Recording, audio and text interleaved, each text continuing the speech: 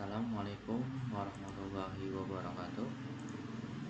Sebelumnya perkenalkan, nama saya Syihabuddin Lubis dengan nomor NIM 20083308024. Di sini saya akan sedikit menjelaskan tentang majlis istiarah, taslihiyah dan nilai-nilai kebalaghahan istiarahnya.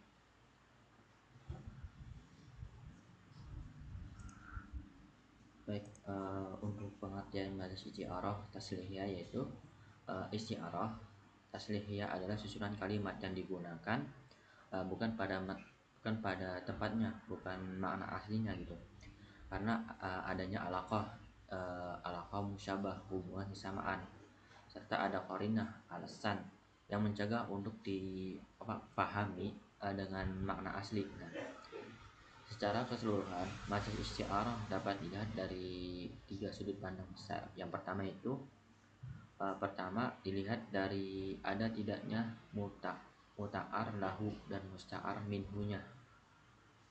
Yang kedua dilihat dari pernyataan tambahan yang menyertainya.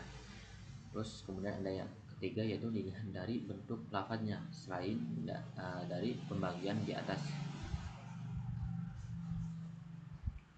Selain dari pembagian di atas terdapat isti'arah tamsiliyah.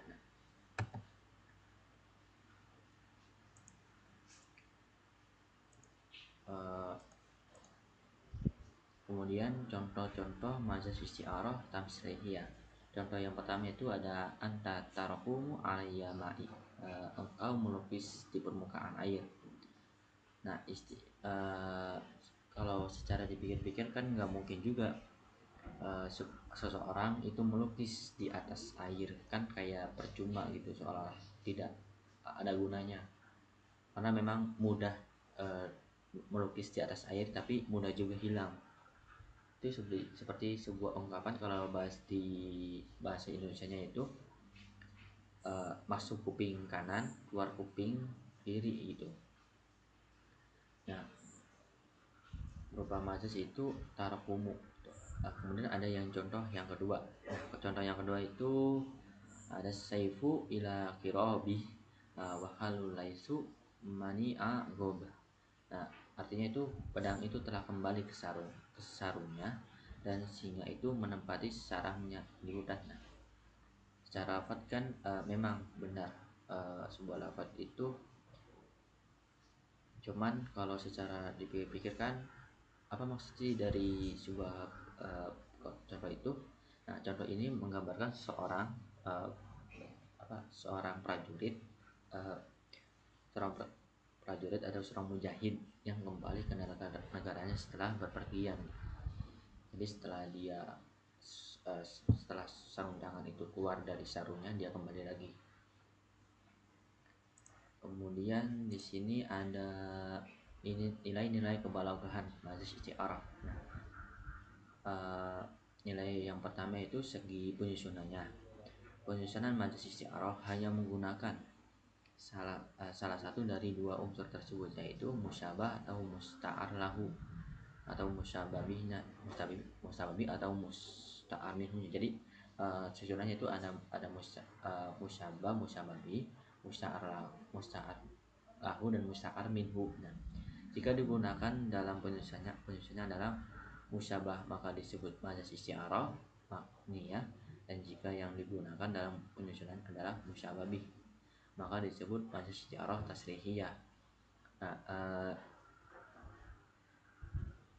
Nah, dari segi penyusunannya itu bahwa jika sebuah lafaz itu dilihat dari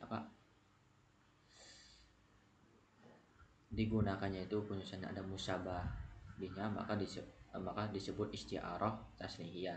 Tapi jika disebutnya yaitu majaz isti'arah penyusunannya itu ada musyabahnya atau musta'ar lahunya itu, maka disebut juga majaz isti'arah makniyah.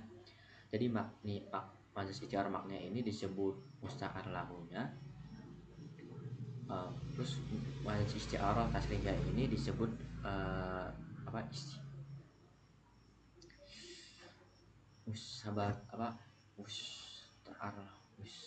musyababi.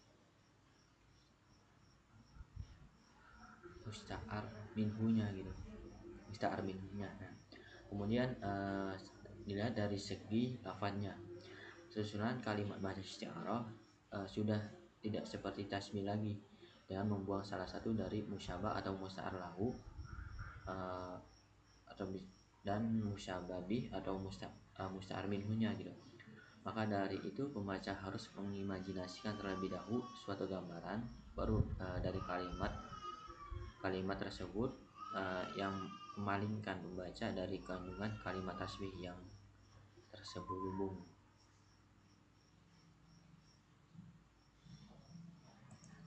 Kemudian dari segi rekayasa dan keindahannya, ada nilai-nilai kebalaghah bahasa isti'arah dari segi rekayasa dan keindahan, beri